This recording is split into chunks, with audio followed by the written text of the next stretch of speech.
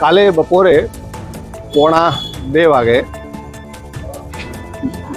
રોજની જેમ જ્યારે હું કોલેજ મૂકીને અમારી કાર પાર્કમાં પહોંચ્યો, ત્યાં અમારી જ કોલેજના 5-6 વિદ્યાર્થીઓ વગર યુનિફોર્મના બેઠા હતા. કારણ કે કોલેજ પૂરી થઈ ગઈ હતી. સૌથી પહેલાં તમે વિદ્યાર્થીઓને કીધું, દીકરા કોલેજ પૂરી થઈ ગઈ છે, આપ લોકો ઘરે જાઓ. ને એ તે છોકરાઓ છે જેમને વારે ઘડીએ ભૂતકાળમાં પણ અમે ઠપકો આપેલ કે વગર યુનિફોર્મે કેમ આવો છો. તો એમાંથી એક વિદ્યાર્થીએ, જેમને અમે રિસેન્ટલી કન્ફ્રન્ટ કરેલું હતું, તેમણે કીધું કે ભાઈ તમારા સોરઠિયા સાહેબને કહી દેજો કે તે સખણા રહે, અમને ઇન્સ્ટ્રક્ટ ન કરે. એક વિદ્યાર્થી રાજવીરસિંહ, તેણે કીધું કે સાહેબ તમે મારો ઈગો હર્ટ કરેલ છે. મેં કીધું કેવી રીતે?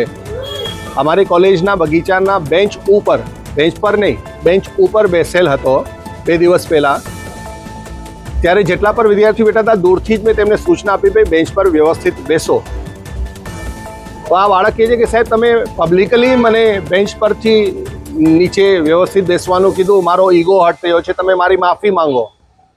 મેં કીધું બેટા તારો ઈગો હર્ટ થયો છે, મને દુઃખ થયું, પણ માફી તને માંગવી જોઈએ. ના, તમે મારી માફી માંગો, હું પાછો કાલે કોલેજમાં આવીને એ બેન્ચ ઉપર બેસવાનો છું. ને તમે ત્યાં આવીને પબ્લિકલી લોકો સામે મારી માફી માંગજો, કારણ કે મારી ઇમેજને ઠેસ પહોંચી છે. અન્ય જે વિદ્યાર્થીઓ છે, જે લોકોને અમે વારે ઘડીએ કોલેજથી બહાર યુનિફોર્મમાં હતા, નહોતા આવતા, એમને ઠપકો આપેલો હતો, એ લોકો કે અમે કોલેજમાં વગર યુનિફોર્મે જ આવવાના છીએ. ને અચાનક જ રાજવીરે મારા ઉપર હિંસક હુમલો કરીને જોરથી ઝાપટ મારી, જેના કારણે મને તમર ચડી ગયેલ.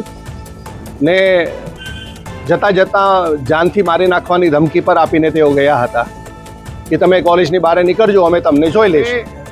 અમારા પ્રાધ્યાપકોનું વિચારીને પહેલીવાર પોલીસ કમ્પ્લેન એટલે કરું છું કે આજે જો આવા વિદ્યાર્થીઓને હું નહીં રોકું તો આ વિદ્યાર્થીઓ કાલના દિવસે મારા અન્ય વિદ્યાર્થીઓ ઉપર પણ આક્રમણ કરી શકે છે, જેમનામાં આટલી શરમ નથી કે ભાઈ પ્રિન્સિપલ ઉપર હાથ ન ઉપાડાય.